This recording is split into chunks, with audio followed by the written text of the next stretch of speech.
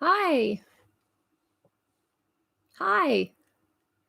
I got sent wigs for Valentine's Day. Amazing. I'm finally orange.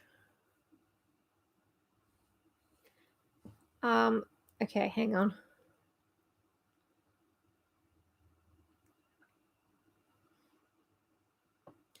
Yay, Josh, you're here. That's so cool. That's awesome.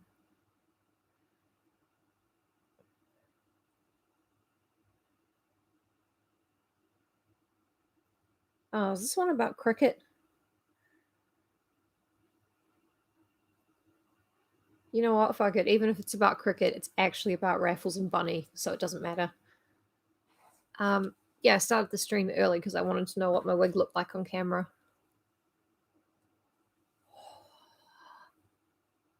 Amazing. And what my makeup looked like on camera as well. The K team has arrived. Can I be honorary? I spent a long time figuring things out, like way longer than most straight people spend. Turned out all the teenage boys I knew were just really gross.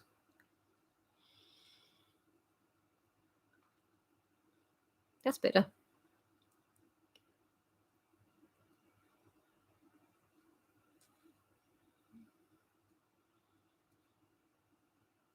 Mm.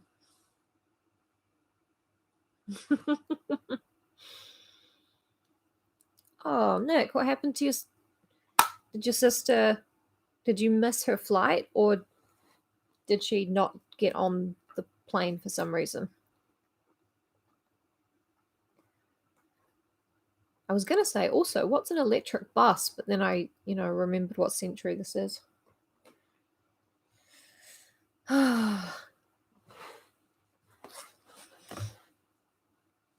It's all a bit much, isn't it?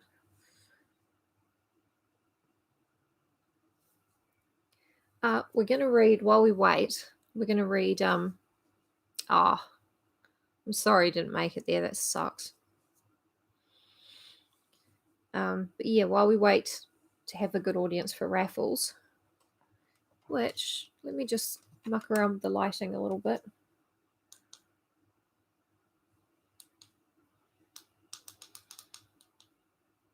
Doesn't really make any difference, does it? Doesn't matter. Leave it how it is.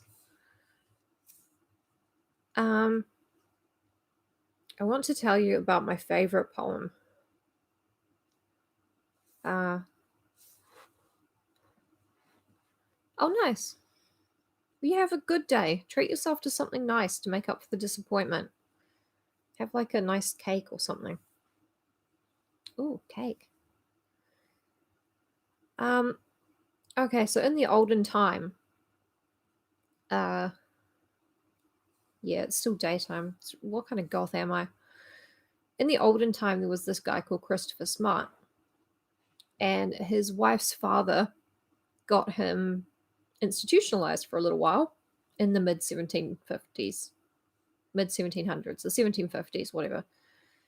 Um, and while he was institutionalized, because he was, not poor or anything, he was pretty much just in solitary confinement with his cat. And he wrote a really long poem called Jubilate Anno. I don't know how to pronounce it in English, but that is the Latin. And a fragment of it is all about his cat, Jeffrey. And it's lovely. It's a lovely little. It is quite long, actually, now that I look at it. Uh Tell you what, we'll do raffles first because Josh is here for it. And then we'll do my cat Jeffrey. 6 people here already. That's crazy. Hmm. I should close the curtain. That's what I should do. Hold on.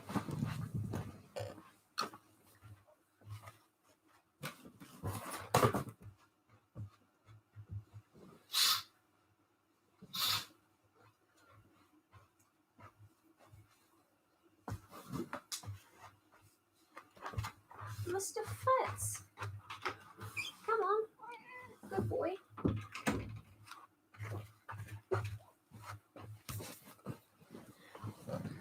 I love how professional I am. It's my favorite part.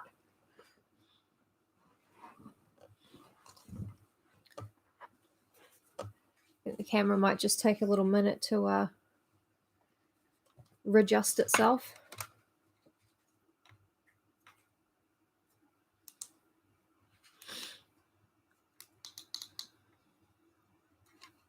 Doesn't matter. It's kind of faded out like an old photograph.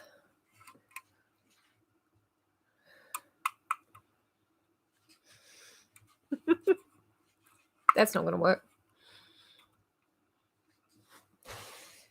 Doesn't matter. We're good. You're here. I'm here. And we're going to begin, actually, because it's about 6 minutes in.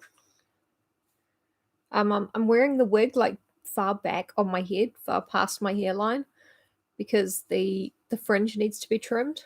So otherwise I would have it kind of there. Flay Park. Doesn't sound great, does it?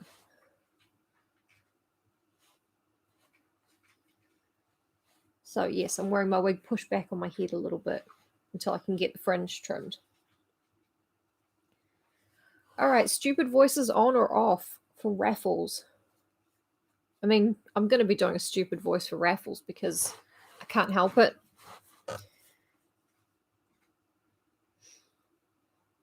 It's an entire mood. The story's called Le Premier Pas. On, always on, okay.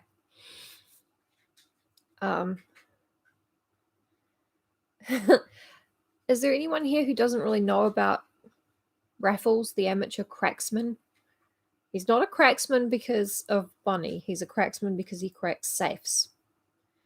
He's a... Yeah, that's true. He's a mental posho who steals things with his good friend Bunny, who used to be his servant at school. Because we're not going to use that word, even though it was the word that was used at the time. Okay, it even starts in a suggestive fashion. That night, he told me the story of his earliest crime. Now, when you start an anecdote saying, "Oh, that night he told me the story," you picture people talking in bed. You just do. So that's pretty much how you can picture this, if you like. That night he told me the story of his earliest crime.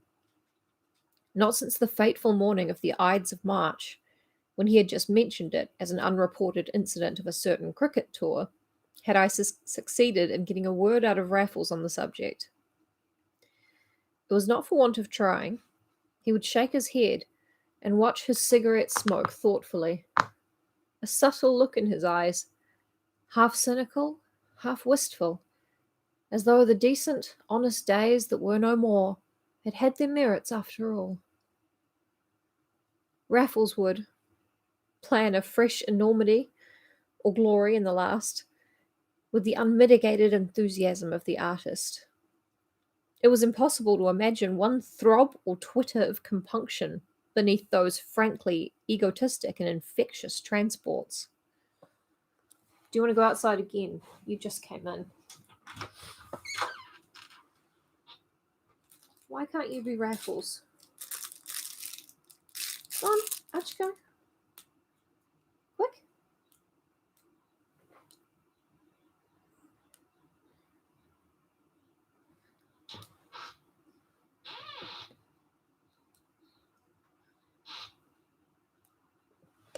No. Yes?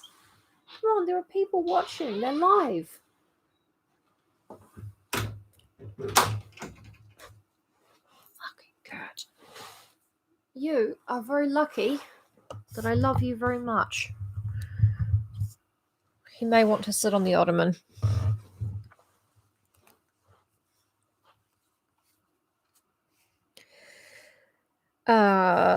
Yeah, so anyway, Raffles is super sexy when he's playing a crime.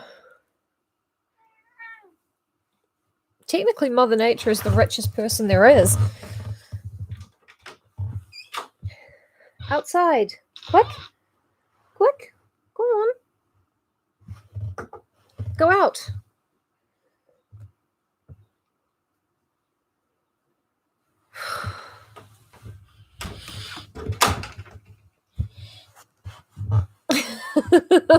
I don't know. Oh, Raffles is a safe cracker for... I think he does it for money, even though he's very posh. I think he burned through his inheritance or something. But he also does it for the thrill of the crime and for the challenge of it. He steals things for the same reason Sherlock Holmes solves cases. If they're interesting, you know?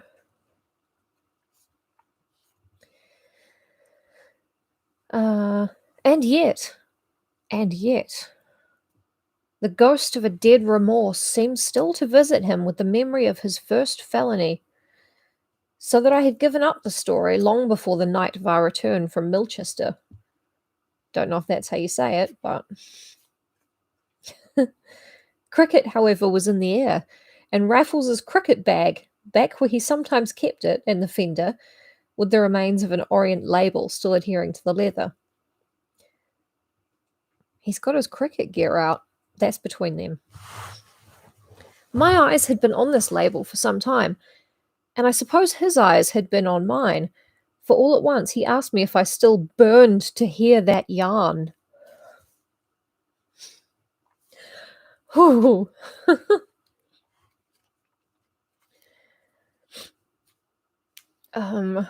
What stupid voice we're gonna do?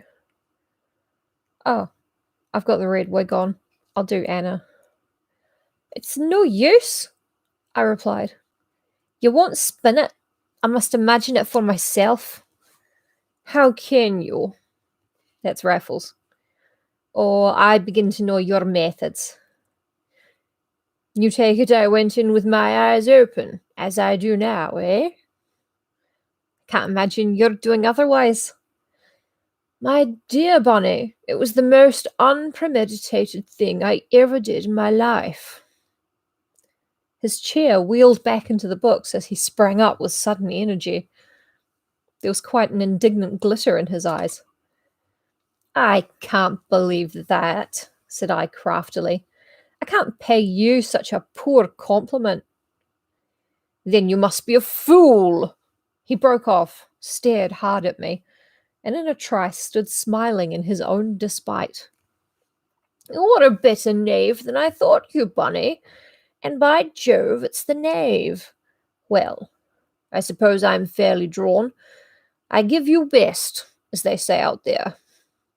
As a matter of fact, I've been thinking of the thing myself. Last night's racket reminds me of it in one or two respects. I tell you what, though, this is an occasion, in any case, and I'm going to celebrate it by breaking the one good rule of my life. I'm going to have a second drink. The whiskey tinkled. The siphon fizzed. That's right, I don't talk the way I sound in my head. The ice plopped home, and seated there in his pajamas, they were in their pajamas, with the inevitable cigarette. Raffles told me the story that I had given up hoping to hear. The windows were wide open. The sounds of Piccadilly floated in at first. Long before he finished, the last wheels had rattled, the last brawler was removed. We alone broke the quiet of the summer night. Oh, those summer nights.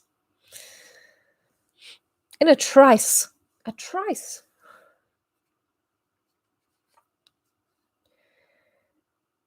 Okay, I'm not going to do the entire story in the Raffles voice because it's grit pipe thin and it's difficult.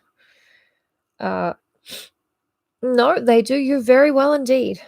You pay for nothing but drinks, so to speak, but I'm afraid mine were of a comprehensive character. This is Raffles now. Oh, that's just how posh they are. They can talk about these crimes, and if the cops came, they'd just be like, "Oh, dear fellow, do go away." And the butler would be like, "I say, sir, the constabulary is here." And be like, "Oh, I'm so sorry, darling. Darling, there's a policeman here." You know, that kind of thing. I got distracted for a second. I was thinking about the butler, why he talked the same way as everyone else. I had you pay for nothing but drinks, so to speak, but I'm afraid mine were of a comprehensive character. I had started in a hole. I ought really to have refused the invitation, but then we all went to the Melbourne Cup, and I had the certain winner that didn't win. And that's not the only way you can play the fool in Melbourne. I wasn't the steady old stager I am now, Bunny. My analysis was a confession in itself. But the others didn't know how hard up I was, and I swore they shouldn't. I tried the Jewish community, but they're extra fly out there. Hang on, let me check the footnotes to find out what the Jewish community being extra fly might mean. Worldly wise and alert, right. I know why he's mentioning Jewish people, because it's he wants to borrow money. But apparently they were too smart to lend to Raffles. Then I thought of a kinsman of sorts, a second cousin of my father's whom none of us knew anything about, except that he was supposed to be in one or another of the colonies. Fuck you, England. If he was a rich man, well and good, I would work him. If not, there would be no harm done. Raffles, he's your cousin. I tried to get on his tracks, and as luck would have it, I succeeded, or thought I had, at the very moment when I happened to have a few days to myself. I was cut over on the hand just before a big Christmas match, and couldn't have bowled a ball if they had played me. Raffles was a cricketer at the time. The surgeon who fixed me up happened to ask if I was any relation of Raffles of the National Bank, and the pure luck of it almost took my breath away. A relation who was a high official in one of the banks, who would finance me on my mere name. Could anything be better? I made up my mind that this Raffles was the man I wanted, and was awfully sad to find the next moment that he wasn't a high official at all. Nor had the doctor so much as met him, but had merely read of him in connection with a small sensation at the suburban branch which my namesake managed. An armed robber had been rather pluckily beaten off, with a bullet in him, by this Raffles, and the sort of thing was so common out there that this was the first I'd heard of it. A suburban branch. My financier had faded into some excellent fellow with a billet to lose if he called his soul his own. Still, a manager was a manager, and I said I would soon see whether this was the relative I was looking for, if he would be good enough to give me the name of that branch. "I'll do more," says the doctor. "I'll get you the name of the branch he's been promoted to, for I think they'd moved him up one already." And the next day he brought me the name of the township of Yea, some 50 miles north of Melbourne. But with the vagueness which characterized all his information, he was unable to say whether I should find my relative there or not. He had been beaten off. He was very tired from beating off that burglar, which is apparently a very common occurrence in Melbourne. I haven't been to Melbourne, so I can't say. "He's a single man, and his initials are W.F., said the doctor, who was certain enough of the immaterial points. "He left his old post several days ago, but it appears he's not due at the new one till the new year. No doubt he'll go before then to take things over and settle in." You might find him up there and you might not. If I were you, I'd write. That'll lose 2 days, said I, for I spoke the same way even back then. And more if he isn't there. For I'd grown quite keen on this up-country manager, and I felt that if I could get at him while the holidays were still on, a little conviviality might help matters considerably. Then, said the doctor, I should get a quiet horse and ride. You needn't use that hand. Yeah, sure, he injured his hand some other way. Can't I go by train? Well, you can and you can't. You would still have to ride. Suppose you're a horseman. Yes. I don't know what that was. Then I should certainly ride all the way. It's a delightful road, through Whittlesea and over the Plenty Ranges. It'll give you some idea of the bush, Mr. Raffles, and you'll see the sources of the water supply of this city, sir. You'll see where every drop of it comes from, the pure Yan Yean. I wish I had the time to ride with you. Everyone does. Everyone does. But where can I get a horse? The doctor thought a moment. I've a mare of my own that's fat as butter for want of work, said he. It would be a charity to me to sit on her back for 100 miles or so, and then I should know you'd have no temptation to use that hand. Please, borrow my horse. Just don't use that hand. Come on, sir, please. Oh, you're far too good, I protested. You're A.J. Raffles, he said. This is very Garth Marenghi. And if ever there was a prettier compliment, or a finer instance of even colonial hospitality, I can only say, Bunny, that I never heard of either. He sipped his whiskey, threw away the stump of his cigarette, and lit another before continuing. In a normal voice, which he did when he was telling very long stories. Well, I managed to write a line to WF with my own hand, which, as you will gather, was not very badly wounded. It was simply this third finger that was split and in splints. And next morning, the doctor packed me off on a bovine beast that would have done for an ambulance. Half the team came up to see me start. The rest were rather sick with me for not stopping to see the match out, as if I could help them to win by watching them. They little knew the game I'd got on myself, but still less did I know the game I was going to play. Hang on, give me 5 minutes at this, very exciting moment, because I need the loo. I don't think the mute button does anything. Shouldn't matter.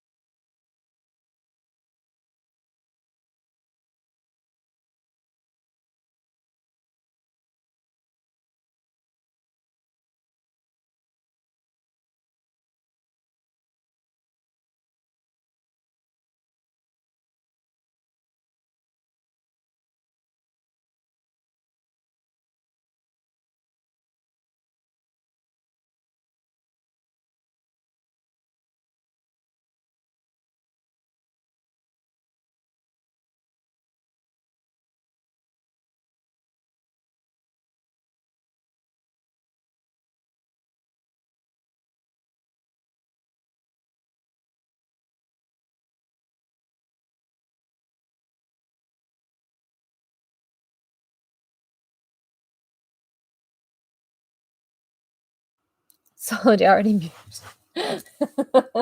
Thank you. I'm on some new meds and they're pretty good, but they make me very thirsty, so I got to get up all the time. Oh, well, Raffles is in quite a pickle. He's going to visit his cousin who beat off a burglar.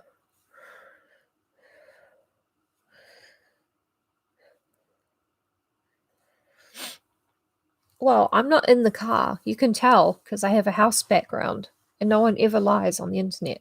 So it's not me following your boss. Also, I can't drive, so check to see how well they're driving. If it's really bad, it might be me.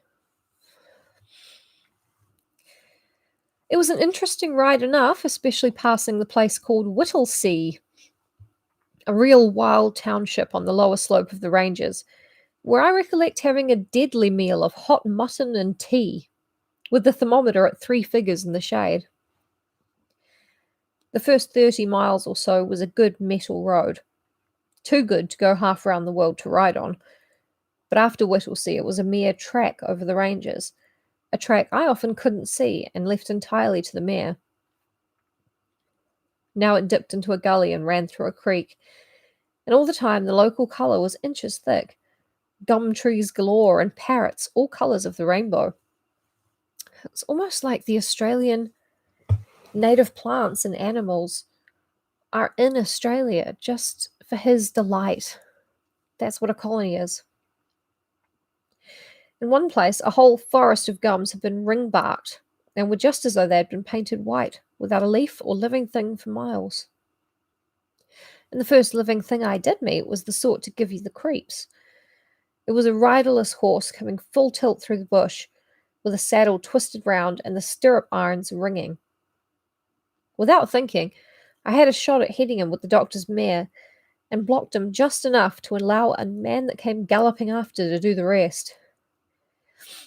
"Thank you, mister," growled the man, a huge chap in a red checked shirt, with a beard like W.G. Grace, but the very devil of an expression.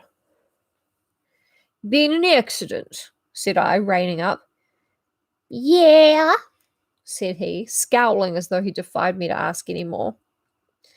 "And a nasty one," I said, "if that's blood on the saddle."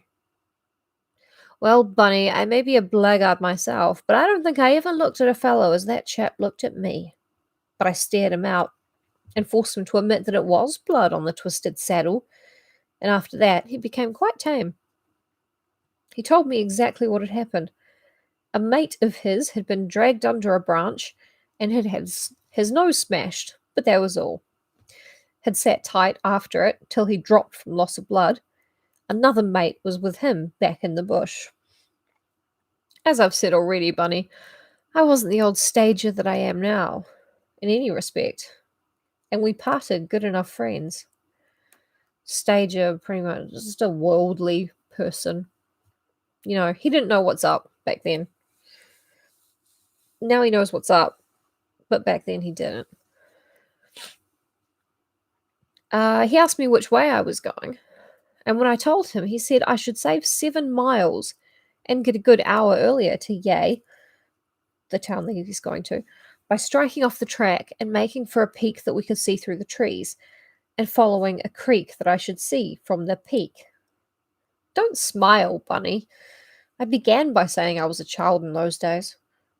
Of course, the shortcut was the long way round, and it was nearly dark when that unlucky mare and I saw the single street of Yea. I was looking for the bank when a fellow in a white suit ran down the veranda. "Mr. Raffles?" said he. "Mr. Raffles," said I, laughing as I shook his hand. "You're late. I was misdirected." "That's all? I'm relieved," he said. "This is how we talk in Melbourne town. Do you know what they are saying? There are some brand new bush rangers on the road between Whittlesea and this. A second Kelly gang. They'd have caught a Tartar in you, huh?" "They would in you," I retorted, and my tu quoque shut him up and seemed to puzzle him. Yet there was much more sense in it than in his compliment to me, which was absolutely pointless. And rather than describe it myself. A Tartar, like, is somebody who was very, very fighty. And and the second Raffles was like, "Oh yeah, no, you too, man." And somehow this is a compliment insult. I don't know. These two guys, they're not in game, but it's fine. "I'm afraid you'll find things pretty rough," he resumed when he had unstrapped my valise and handed my reins to his man. "It's lucky you're a bachelor like myself." I could not quite see the point of this remark either. I can, since, had I been married, I should hardly have sprung my wife upon him in this free and easy fashion. Raffles, don't spring upon your cousin in a free and easy fashion. I muttered the conventional sort of thing, and then he said I should find it all right when I settled, as though I had come to graze upon him for weeks. Well, thought I, and in my head I think, the way I speak, sometimes, these colonials do take the cake for hospitality. And, still marvelling, I let him lead me into the private part of the bank. They are bachelors. Bachelors about to spring upon each other. "Dinner will be ready in a quarter of an hour," said he as we entered. "I thought you might like a tub first, and you'll find all ready in the room at the end of the passage. Sing out if there's anything you want. Your luggage hasn't turned up yet, by the way, but here's a letter that came this morning." "Not for me?" "Yes, didn't you expect one?" "I certainly did not." "Well, here it is." And as he led me to my room, I read my own superscription of the previous day, to W.F. Raffles. "Bunny, you've had your wind bagged at footer, I dare say." This is going to take a lot of explaining to people outside of uh, the British Isles and colonies.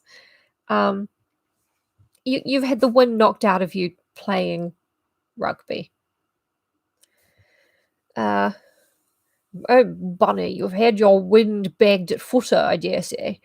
You know what that's like. All I can say is that my moral wind was bagged by that letter, as I hope, old chap. I have never yet bagged yours."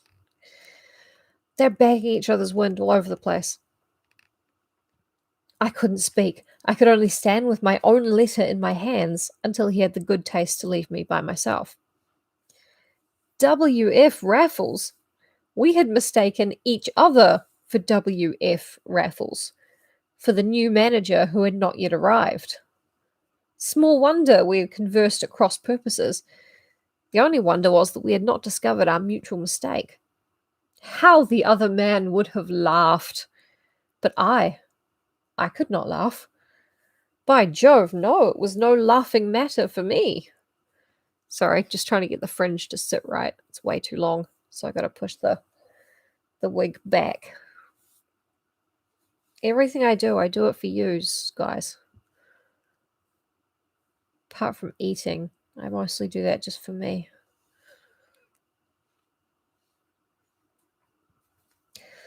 I saw the whole thing in a flash, without a tremor, but with the direst depression from my own single point of view.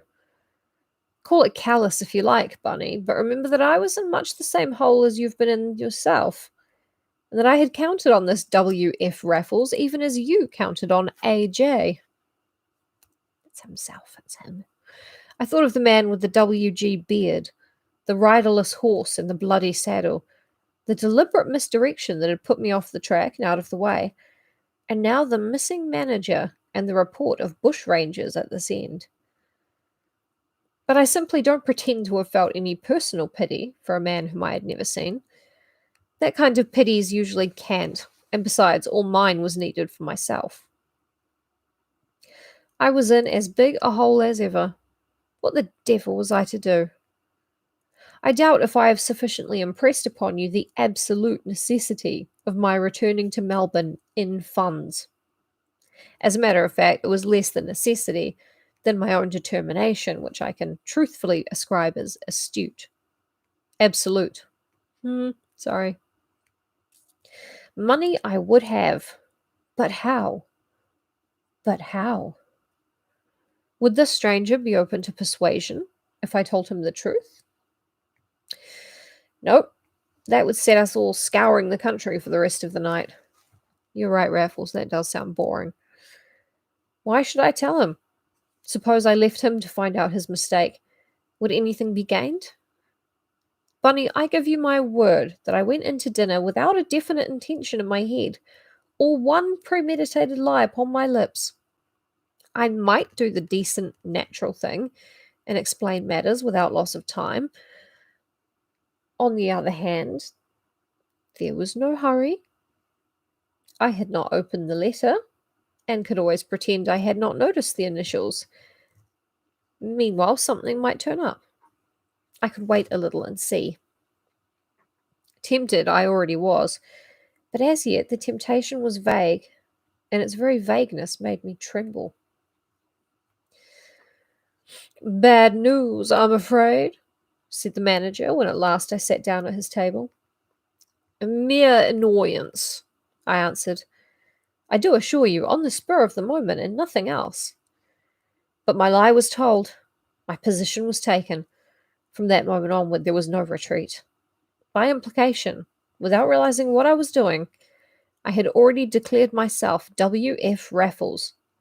Therefore, W.F. Raffles I would be in that bank for that night. And the devil teach me how to use my lie. Again, he raised his glass to his lips. I had forgotten mine. His cigarette case caught the gaslight as he handed it to me. I shook my head without taking my eyes from his. I like the idea Bunny has just been gazing into Raffles' eyes the entire time he's been speaking. Raffles has no idea how much Bunny actually listens to him. He doesn't care. Well, the devil played up, continued Raffles with a laugh. Before I tasted my soup, I had decided what to do. I had determined to rob that bank instead of going to bed, and to be back in Melbourne for breakfast, if the doctor's mare could do it. I don't want to go to bed, I want to rob a bank. I would tell the old fellow that I had missed my way, and been bushed for hours, as I easily might have been, and had never got to Yea at all.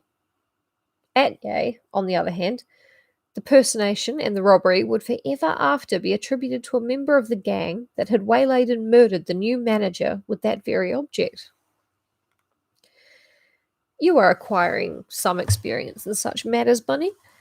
I ask you, was there ever a better get-out? Last night's was something like it, only never such a certainty. And I saw it from the beginning. Saw it to the end before I had finished my soup. Soup and a think. Where's my water gone?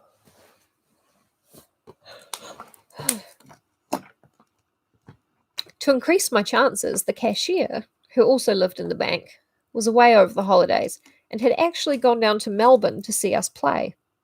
And the man who had taken my horse also waited at table, for he and his wife were the only servants, and they slept in a separate building. You may depend I ascertained this before we had finished dinner. Indeed, I was by way of asking too many questions. The most oblique and delicate was that which elicited my host's name, Eubank. Nor was I careful enough to conceal their drift.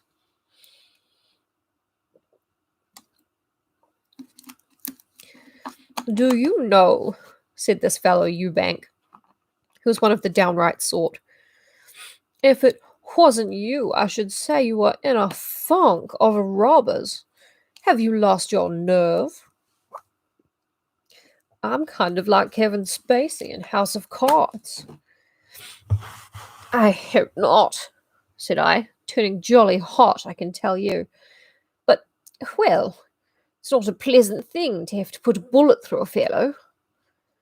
No, said he, coolly. I should enjoy nothing better myself. Besides, yours didn't go through.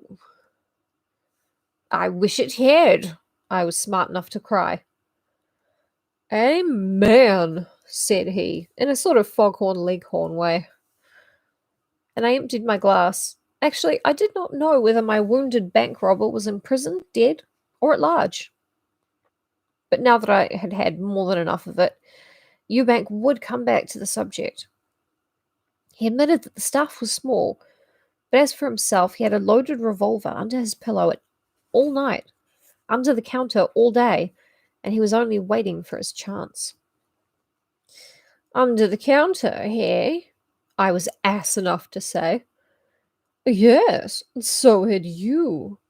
He was looking at me in surprise, and something told me that to say, of course, I had forgotten, would have been quite fatal, considering what I was supposed to have done. So I looked down my nose and shook my head. But the papers said you had, he cried. Not under the counter, said I. But it's the regulation. For the moment, Bunny, I felt stumped, though I trust I only looked more superior than before. I think I justified my look. The regulation, I said at length, in the most offensive tone at my command. Yes, the regulation would have us all dead men. My dear sir, do you expect your bank robber to let you reach for your gun in the place where he knows it's kept? I had mine in my pocket, and I got my chance by retreating from the counter with all visible reluctance. Not bad, not bad. Eubanks stared at me with open eyes and a five-barred forehead. Then down came his fist on the table. By God, that was smart. Still, he added, like a man who would not be in the wrong, the papers said the other thing, you know. Well, of course, I rejoined, because they said what I told them. You wouldn't have had me advertise the fact that I have improved upon the bank's regulations, would you? So the cloud rolled over, and by Jove, it was a cloud with a golden lining. Not silver, real good Australian gold. For old Eubank hadn't quite appreciated me till then. He was a hard nut, a much older man than myself, and I felt pretty sure he thought me young for the place, and my supposed feat a fluke. But I never saw a man change his mind more openly. He got out his best brandy. He made me throw away the cigar I was smoking and opened a fresh box. He was a convivial-looking party, with a red moustache and a very humorous face, not unlike Tom Emmett's. Who the fuck is Tom Emmett? And from that moment, I laid myself out to attack him on his convivial flank. But he wasn't a Rosenthal, Bunny. He had a treble-seamed, hand-sewn head, and could have drunk me under the table 10 times over. All right, I thought. You may go to bed sober, but you'll sleep like a timber yard. And I threw half he gave me through the open window when he wasn't looking. Some chap I know, you don't. Oh, he was an English cricketer, apparently. Hey! Oh, thank you very much. It's okay. Raffles is telling the story of the first time he ever robbed a bank. I think he's talking about robbing a bank. He's impersonating his own cousin in Australia. And I've tragically used the Australian voice on someone else. Also, I'm trying to get my wig to sit right. But welcome, welcome, welcome. Sorry.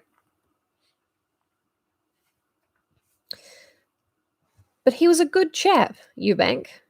And don't you imagine he was at all intemperate. Convivial, I called him, and I only wish he had been something more. He did, however, become more and more genial as the evening advanced, and I had not much difficulty in getting him to show me around the bank at what was really an unearthly hour for such a proceeding. It was when he went to fetch the revolver before turning in. I kept him out of his bed another 20 minutes, and I knew every inch of the business premises before I shook hands with Eubank in my room. Oh my god. I love the fact that he's just distracted Eubank for 20 minutes in his room, and then they shake hands and go their separate ways. It just sounds really polite, you know. He's named Raffles because that's his surname. His name is A.J. Raffles. Bunny's real name, I do not know. I don't think his real name is Bunny at all. So Raffles is telling the story, but I'm not doing the whole thing in the Raffles voice. You won't guess what I did with myself for the next hour. I could guess. I undressed and went to bed. The incessant strain involved in even the most deliberate impersonation is the most wearing thing I know. Then how much more so when the impersonation is impromptu? There's no getting your eye in. The next word may bowl you out. It's batting in a bad light all through. I haven't told you of half the tight places I was in during a conversation that ran into hours and became dangerously intimate towards the end.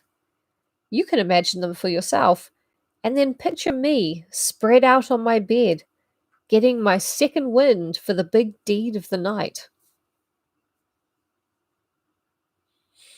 I'm just going to give us all a little space to enjoy those words. He won the name out of a hat. Okay, Donald Ferrari.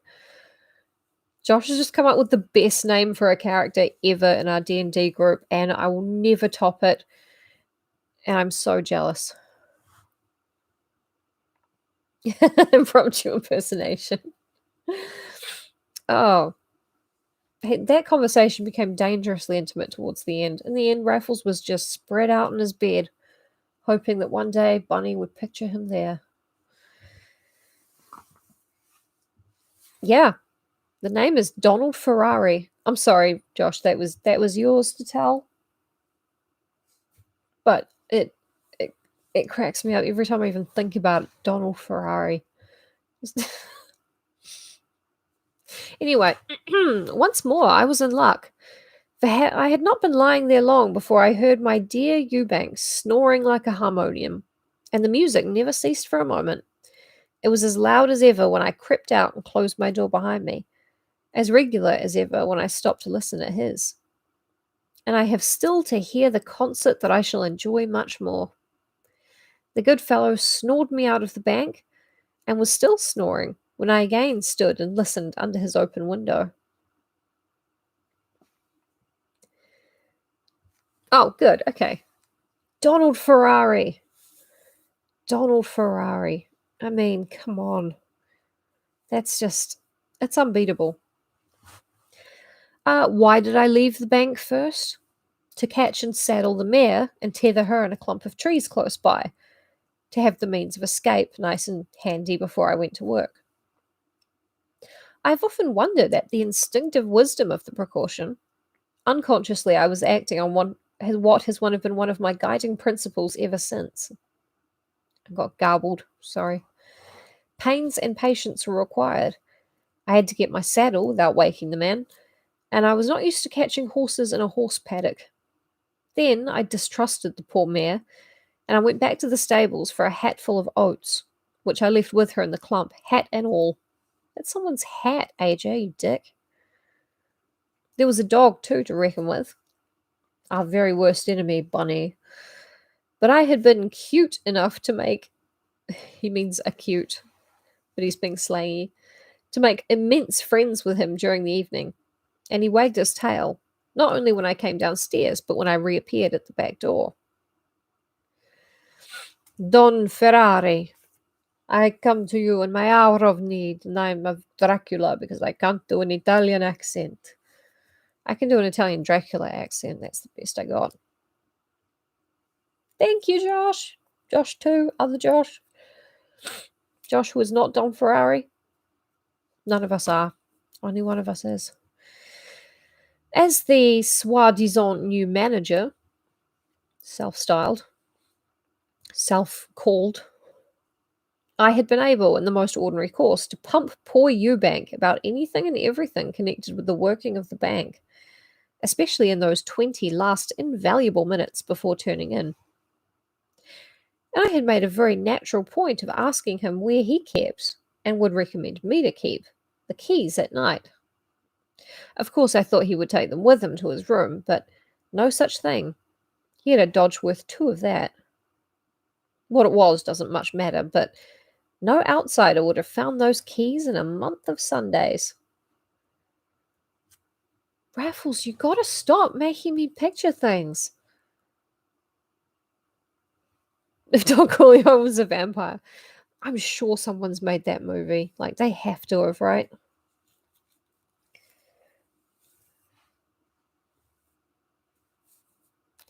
Sorry. It's not easy wearing it back this far.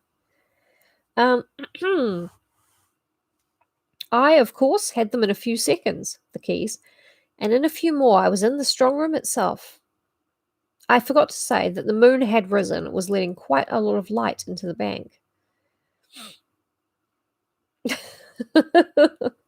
Also, I'm a vampire. I had, however, brought a bit of candle with me from my room, and in the strong room, which was down some narrow stairs behind the counter in the banking chamber, I had no hesitation in lighting it.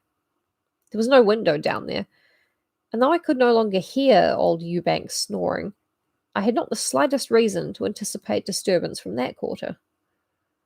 I did think of locking myself in while I was at work, but thank goodness the iron door had no keyhole on the inside. Well, there were heaps of gold in the safe, but I only took what I needed and could comfortably carry. Not much more than a couple of hundred altogether. Not a note would I touch, and my native caution came out also in the way I divided the sovereigns between all my pockets, and I packed them up so that I shouldn't be like the old woman of Banbury Cross.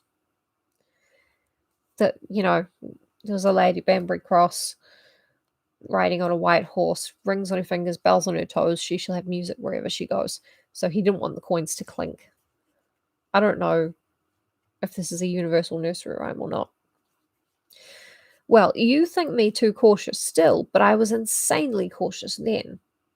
And so it was that just as I was ready to go, whereas I might have been gone 10 minutes, there came a violent knocking at the outer door. I won't say where the keys were either. I'm going to keep robbing it, and I need it full of gold. Yeah, I'm going to tell you where the keys are, Bunny. This is my solo robbery thing. We need time apart sometimes. Bunny, it was the outer door. Yeah, no, it's not universal. Oh, that's good then. I'm glad I explained it. It was the outer door of the banking chamber. My candle must have been seen, and there I stood with the grease running hot over my fingers in the brick grave of a strong room.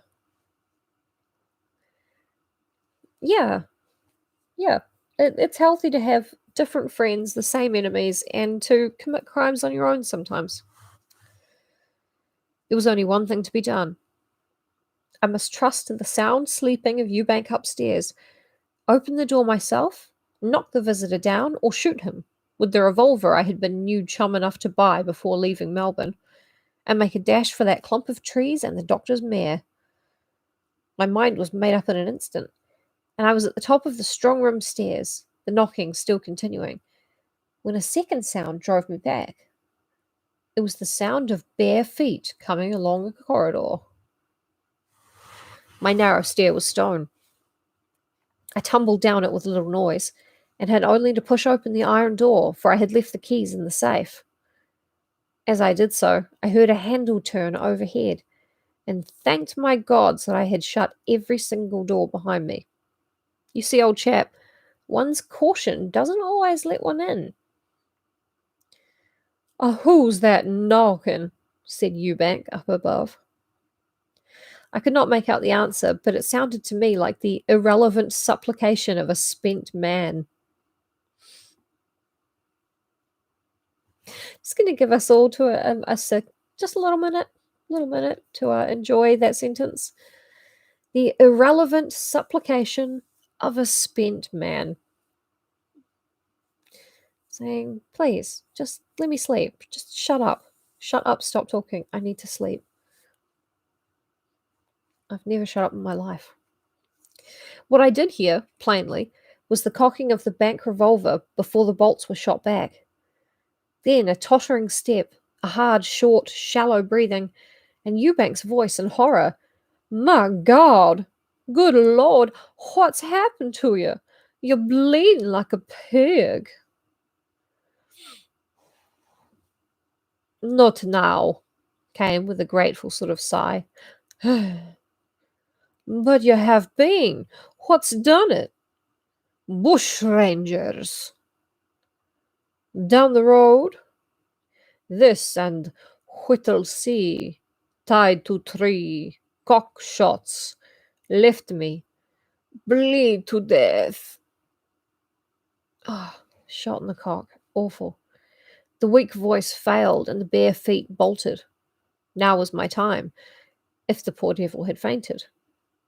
I could not be sure, and there I crouched down below in the dark, at the half-shut iron door, not less spellbound than imprisoned. It was just as well, for Eubank wasn't gone a minute.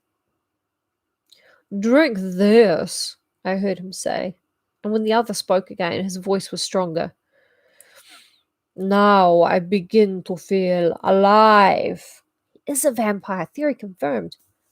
"Don't talk." "Ah, it does me good.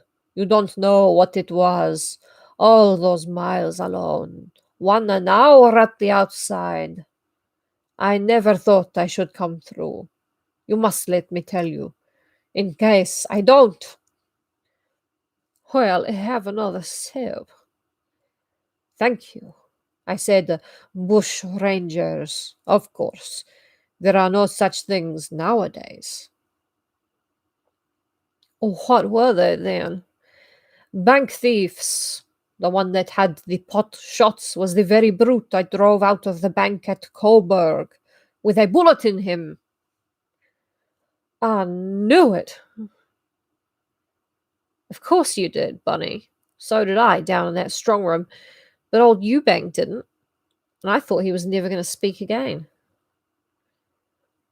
"You're delirious," he says at last. "Who in the blazes do you think you are?" "The new manager." "The new manager's in bed and asleep upstairs." "When did he arrive?" "This evening." "Call himself Raffles?" "Yes." "Well, I'm damned," whispered the real man. "I thought it was just revenge, but now I see what it was. My dear sir, the man upstairs is an impostor. If he's upstairs still, he must be one of the gang. He's going to rob the bank, if he hasn't done so already." "If he hasn't done so already," muttered Eubank after him. "If he's upstairs still, by God, if he is, I feel sorry for him." His tone was quiet enough. I'm sorry, I didn't see that. But about the nastiest I ever heard. I tell you, Bunny, I was glad I'd brought that revolver.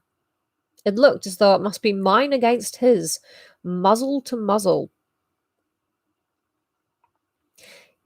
You know how, like in cartoons, when a character's starving and everyone turns into like a big pork chop with legs? This is how this guy writes his stories. He's just thinking about dicks the whole time. And it's really coming through in the writing.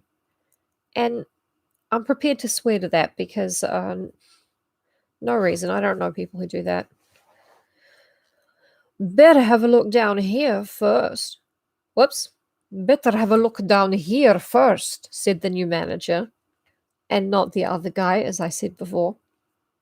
"While he gets through his window? No, he's not down there." I pulled the trigger back like a foreskin. Don't say sorry to me. It doesn't trigger an immediate pain response in my head. Oh, you just never go off half-cocked. Otherwise, how are you going to beat off the burglar? I guess you still could. Uh, it is easy to have a look. Bunny, if you ask me what was the most thrilling moment of my infamously sexual career, I say it was that moment. There I stood at the bottom of those narrow stone stairs, inside the strong room, with the door a good foot open, and I didn't know whether it would creak or not. The light was coming nearer, and I didn't know. I had to chance it. And it didn't creak a bit. It was far too solid and well hung. And I couldn't have banged it if I tried. It was too heavy, and it fitted so close that I felt and heard the air squeeze out in my face. Every shred of light went out except the streak underneath, and it brightened. How I blessed that door. No, he's not down there, I heard, as though through cotton wool. Then the streak went out too, and in a few seconds I ventured to open once more, and was in time to hear them creeping to my room. Well, now there was not a fifth of a second to be lost, but I'm proud to say I came up those stairs on my toes and fingers, and out of that bank they'd gone and left the door open, just as gingerly as though my time had been my own. I didn't even forget to put on the hat that the doctor's mare was eating her oats out of, as well as she could with a bit, or it alone would have landed me. I didn't even gallop away, but just jogged off quietly in the thick dust at the side of the road, though I own my heart was galloping, and thanked my stars the bank was at the end of the township, in which I really hadn't set foot. The very last thing I heard was the two managers raising Cain and the coachman. And now, Bunny. He stood up and stretched himself, with a smile that ended in a yawn. The black windows had faded through every shade of indigo. They now framed their opposite neighbours, stark and livid in the dawn, and the gas seemed turned to nothing in the globes. But that's not all, I cried, because I seemed to remember this was the accent I'd chosen. I'm sorry to say it is, said Raffles apologetically. The thing should have ended with an exciting chase, I know, but somehow it didn't. I suppose they thought I had got no end of a start. Then they had made up their minds that I belonged to the gang, which was not so many miles away, and one of them had got as much as you could carry from that gang as it was. But I wasn't to know all that, and I'm bound to say that there was plenty of excitement left for me. Lord, how I made that poor brute travel when I got among the trees. Though we must have made it over 50 miles from Melbourne, we had done it at a snail's pace, and those stolen oats had brisked the old girl up to such a pitch that she fairly bolted when she felt her nose turn south. By Jove, it was no joke, in and out among those trees and under branches with your face in the mane. I told you about the forest of dead gums. It looked perfectly ghostly in the moonlight, and I found it as still as I had left it. So still that I pulled up there, my first halt, and lay with my ear to the ground for 2 or 3 minutes. But I heard nothing. Not a thing but the mare's bellow in my own heart. I'm sorry, Bunny, but if you ever write my memoirs, you won't have any difficulty in working up that chase. Play those dead gum trees for all they're worth, and let the bullets fly like hail. I'll turn round in my saddle, see Eubank coming up, hell to leather in his white suit, and I'll duly paint it red. Do it in the third person, and they won't know how it's going to end. But I don't know myself, I complained. Did the mare carry you all the way back to Melbourne? Every rod, pole, or perch. I had her well seen to at our hotel, and returned her to the doctor in the evening. He was tremendously tickled to hear that I had been bushed. Next morning he brought me the paper to show me what I had escaped at Yea. Being bushed. It just sounds rude. Now the gentleman thief gets a roving bunch of assholes blamed for his pilfering. It's the circle of life, Nasequenia. Oh, without suspecting anything. Ah, said Raffles as he put out the gas. That's a point on which I've never made up my mind. The mare and her colour was a coincidence.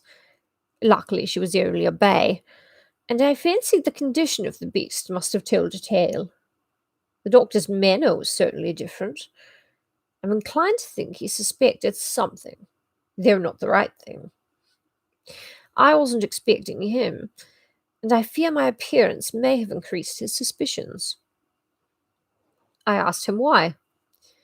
I used to have a rather heavy moustache, said Raffles, but I lost it the day after I lost my innocence. The end. Oh, Mr. Horny. His name is Mr. Horny, by the way, the guy who wrote the book. Arthur Conan Doyle's brother-in-law. My goodness. Another superbly horny effort from Mr. Horny.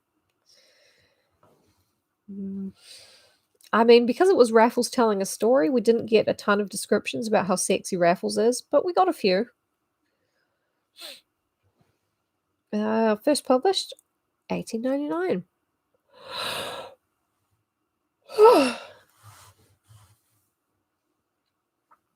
Yeah. Raffles is so dramatic. He's just like, I had a massive moustache. Yeah. I've committed my first crime. I'm going to shave my huge moustache. Because today is the day I lost my innocence. This is so dramatic. That sounds like a moustache was a goddamn hymen. Yeah, cock, horny, bush. There are a lot of words in here that are very funny. Beating off burglars. Very funny. It's true. That is what happens. If you have a moustache before the first time you rob a bank, it actually just comes off. So it's kind of beautiful, actually. All right. I got to feed my cats instead of hanging around to chat about the story. But thank you guys so much for being here, for tuning in and putting up with all of this. My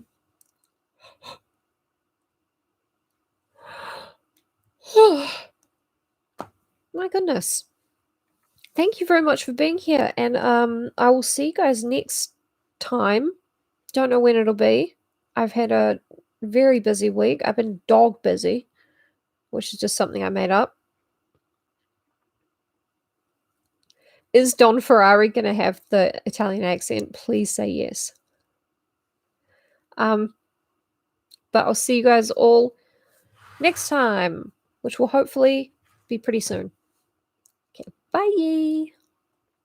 Be good to each other. Wash your hands. Whatever.